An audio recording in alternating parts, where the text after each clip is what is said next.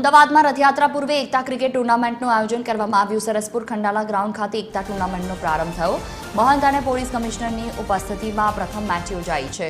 સ્થાનિકો અને પોલીસની વચ્ચે મેચનું આયોજન કરાયું। છેલ્લા 5 વર્ષથી રથયાત્રા પૂર્વે આયોજિત થાય છે એકતા ટુર્નામેન્ટ।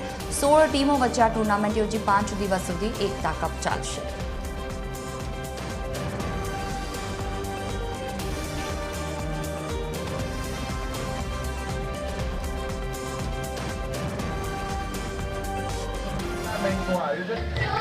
અમદાવાદ શહેર પોલીસ કમિશનર દ્વારા આવું સુંદર એક એકતા ટુર્નામેન્ટનું જે આયોજન કરવામાં આવ્યું છે, સારી એમને ટીમને હું ખૂબ ખૂબ સાધુવાદ આપું છું।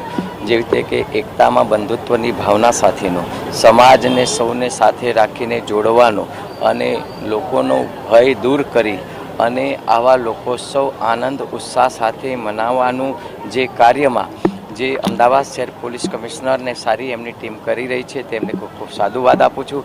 અને ભગવાન જગન્નાથજીની જ્યારે 149મી આ રથયાત્રા આપના વિસ્તારમાંથી નીકળી તો શાંતિપૂર્ણ આપણે સૌ એ લોકોત્સવ મનાવી એવી મંગલ કામના કરીએ છીએ।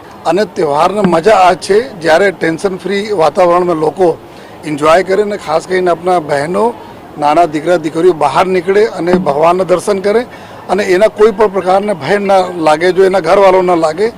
આ આશય સદૈવ જો આપણા પૂજ જો મહંત દિલીપદાસજીના રહે છે, પોલીસના રહે છે જો અને એને જ ભાગરૂપે જો છેલ્લા ઘણા વર્ષોથી અમદાવાદ પોલીસ દ્વારા એકતા કપના આયોજન કરવામાં આવે છે। આ વખતે બી 5 દિવસના ટુર્નામેન્ટના આયોજન છે। 16 જેટલા ટીમો છે જેમાં હિન્દુ મુસ્લિમ બધા મિક્સ અમારા પ્લેયરો હોય છે, રમે છે। 9મી તારીખ રોજ ફાઇનલ થવાના છે જો અને અમારા મૌલાના સાહેબ બી અહીંયા હાજર છે, બધા આગેવાનો હાજર છે।